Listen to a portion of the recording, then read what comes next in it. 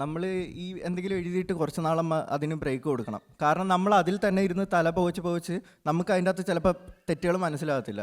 അപ്പം നമ്മളൊരു 5-6 മാസമെങ്കിലും നമ്മൾ അതിന് വെറുതെ വെച്ചിട്ട് നമ്മൾ വേറെ കാര്യങ്ങൾക്ക് പോവുക, സിനിമ കാണുക, മറ്റുള്ള പുസ്തകങ്ങൾ വായിക്കുക, എവിടെയെങ്കിലും ട്രാവൽ ചെയ്യുക. അത് കഴിഞ്ഞിട്ട് നമ്മൾ ഇത് വന്നൊന്ന് എടുത്ത് നോക്കുമ്പോൾ നമുക്ക് പല മിസ്റ്റേക്സും കാണാൻ പറ്റും.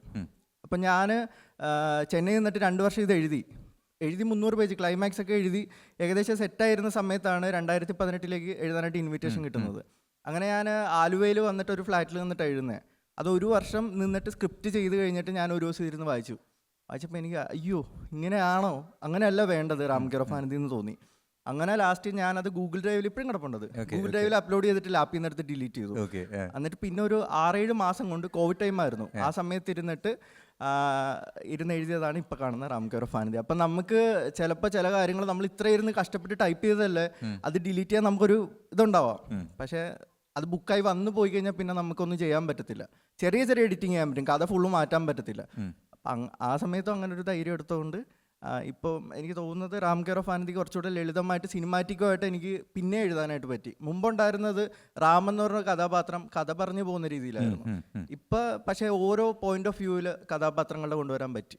അത് അന്ന് എഴുതി തുടങ്ങുമ്പോൾ, രണ്ടാമത് എഴുതുമ്പോൾ തന്നെ അതൊരു സിനിമാറ്റിക് നോവൽ ആവണമെന്ന് മനസ്സിലൊരു ആഗ്രഹം ഉണ്ടായിരുന്നു. സിനിമ മനസ്സിലുണ്ടായിരുന്നെങ്കിലും ചോദിക്കുകയാണ്, സിനിമാറ്റിക് ആയിരിക്കണമെന്നൊരു ആഗ്രഹം ഉണ്ടായിരുന്നോ? അതിന് പ്രധാന കാരണം 2018 തന്നെയാണ്. സ്ക്രിപ്റ്റ് ചെയ്യാൻ എനിക്ക് ആ സമയത്ത് ഞാൻ പഠിക്കുന്നതേ ഉള്ളൂ. ഒരു സ്ക്രിപ്റ്റ് കഴിഞ്ഞപ്പോഴേക്കും എനിക്ക് കുറച്ചുകൂടെ വിഷ്വൽ ചെയ്യാനായിട്ട് എനിക്ക് പറ്റി, വിഷ്വൽ ചെയ്ത് എഴുതാനായിട്ട്. അതൊരു എക്സ്പീരിയൻസ് കിട്ടിയതുകൊണ്ട് കുറച്ചുകൂടെ സിനിമാറ്റിക് ആകാനായിട്ട് സാധിച്ചതാണ്. സത്യത്തിൽ റാം കെയർ ഓഫ് ആനന്ദി വലിയൊരു ബാധ്യത എനിക്ക് തന്നിട്ടുണ്ട്. കാരണം അടുത്ത ആൾക്കാർ ഇങ്ങനെ നോക്കിയിരിപ്പുണ്ട്, ഇവൻ്റെ അടുത്ത നോവൽ വരട്ടെ. ഞാൻ പറഞ്ഞില്ലേ ഒരു ടീമുണ്ട്, അപ്പം അവർ അടുത്ത വരട്ടെ ശരിയാക്കാം എന്നുള്ള രീതി ഇരിപ്പുണ്ട്. എനിക്ക് ആദ്യമേ എനിക്ക് പേടി, സത്യം നിങ്ങൾക്ക് അറിയാൻ പറ്റും ആരെങ്കിലും ഒക്കെ, നിങ്ങൾക്കെങ്കിലും വന്ന് പറഞ്ഞിട്ടുണ്ടാവും ഇതൊക്കെ എന്ത് നോവലാണെന്ന് പറഞ്ഞിട്ടില്ലേ, ഉണ്ടാവും. അപ്പോൾ അങ്ങനെയുള്ള ആൾക്കാർ അടുത്ത വരട്ടെ എന്നും പറഞ്ഞ് വെയിറ്റ് ചെയ്തിരിപ്പുണ്ട്. ആദ്യമേ ഞാൻ ഇങ്ങനെ പേടിച്ചു. പിന്നെ ഓർത്തു മലയാളത്തിൽ ഇഷ്ടംപോലെ റൈറ്റേഴ്സ് ഉണ്ട്, ഡയറക്ടേഴ്സ് ഉണ്ട്, എല്ലാവരും ബെസ്റ്റ് ആവണമെന്നും ഇല്ല ബുക്ക്. നമ്മളങ്ങനെ പേടിച്ചിരുന്നു കഴിഞ്ഞാൽ നമുക്ക് അറിയാവുന്ന ഒരു ഡയറക്ടറുണ്ട്, കുറേ വർഷങ്ങൾക്ക് ശേഷം അദ്ദേഹം ഒരു ഹിറ്റ് അടിച്ച ഒരു പടത്തിൻ്റെ ഡയറക്ടർ കുറേ വർഷത്തിന് ശേഷം ചെയ്തപ്പോൾ ഫ്ലോപ്പായിപ്പോയി. അദ്ദേഹത്തെ അത് മെൻ്റലി ബാധിച്ച എങ്ങനെയാണെന്ന് നമുക്ക് പബ്ലിക്കലി അറിയാം, അദ്ദേഹത്തിൻ്റെ പെരുമാറ്റവും കാര്യങ്ങളും ഒക്കെ. ചിലപ്പോൾ ഞാനും അങ്ങനെ ആയി പോയേക്കാം. അപ്പോൾ ഞാൻ ഓർത്തു അത് ഞാൻ സക്സസ് ആവുമെന്നൊന്നുമില്ല. ഞാൻ ആദ്യത്തെ നോവൽ എങ്ങനെ റിലീസ് ചെയ്തോ ആ ഒരു ഹോപ്പ്ഫുള്ളി ഞാൻ റിലീസ് ചെയ്യുക, ബാക്കിയെല്ലാം വായനക്കാർ തീരുമാനിക്കുക സക്സസ് ആവണോ ഫ്ലോപ്പ് ആവണോ എന്നൊക്കെ. ഞാൻ വീണ്ടും എഴുതിക്കൊണ്ടിരിക്കും, അത്രയേ ഉള്ളൂ. നമ്മൾ തെറ്റിൽ നിന്ന് പഠിക്കുക, വീണ്ടും വരിക, സീറോയിൽ നിന്ന് തുടങ്ങുക, അങ്ങനെയേ ഉള്ളൂ. നമുക്ക് ഇനി പ്രേക്ഷകരിലേക്ക് എത്തണം. പക്ഷേ അതിന് മുൻപായിട്ട് റാം കെയർ ഓഫ് ആനന്ദി ഒരു സിനിമയുടെ രൂപത്തിൽ വരുന്നതിൻ്റെ പണിപ്പുരയിലും കൂടിയാണല്ലോ. അത് എവിടെ വരെ എത്തി എന്നുള്ള കാര്യം കൂടി നമുക്കൊന്ന് അറിയണം എന്നൊരു ആഗ്രഹമുണ്ട്. അതുകൊണ്ട് ഇല്ല, അത് ഇനിഷ്യൽ സ്റ്റേജ് ആയിട്ടുള്ളൂ, പറയാനായിട്ടില്ല. ഇപ്പം ചിലർ പറയുന്നുണ്ട് പ്രണവ് അഭിനയിച്ച് തുടങ്ങി എന്ന് പറയുന്നു, ചിലർ പറയുന്നത് ദുൽഖർ അഭിനയിച്ച് തുടങ്ങി, അങ്ങനെ റൂമേഴ്സൊക്കെ വരുന്നുണ്ട്. ഇതൊന്നും ശരിയല്ല.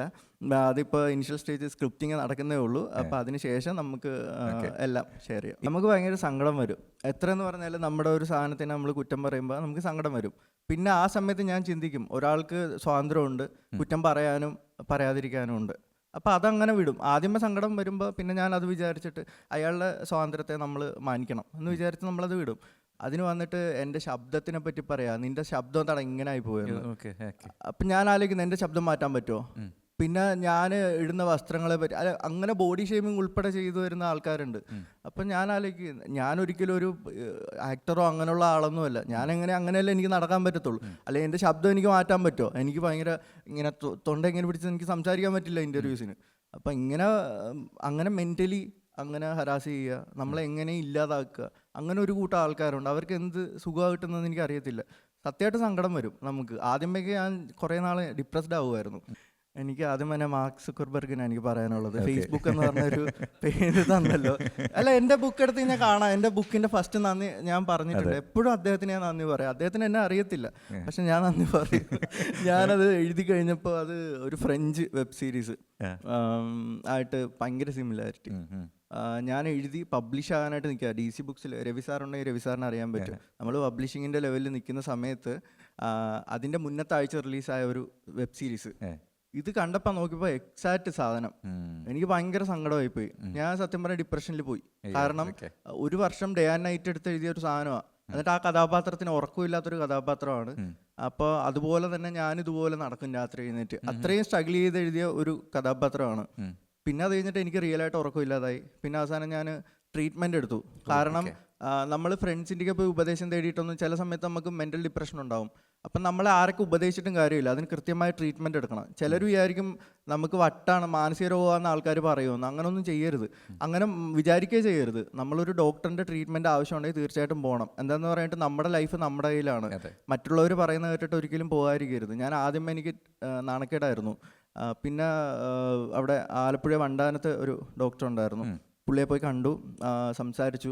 അപ്പോൾ ഒരു ഫ്രണ്ടിനെ പോലെ സംസാരിച്ചു. അപ്പോൾ അദ്ദേഹം പറഞ്ഞു, നീ ആ കഥ നിർത്തിക്കളയണ്ട, അത് പബ്ലിഷ് ചെയ്യേണ്ടെന്ന് വിചാരിക്കേണ്ട, നീ ഒന്നേന്ന് പറഞ്ഞ് എഴുതി തുടങ്ങാൻ പറഞ്ഞു. അദ്ദേഹം എനിക്ക് പ്രോപ്പറായിട്ട് എല്ലാ മൺഡേയിലും ട്രീറ്റ്മെൻറ്റ് തരുമായിരുന്നു, ചില പിൽസ് തരുന്നുണ്ടായിരുന്നു. അങ്ങനെ ഞാനത് വീണ്ടും അതിലേക്ക് വന്നു. ഇപ്പോൾ എഴുതി കഴിഞ്ഞു.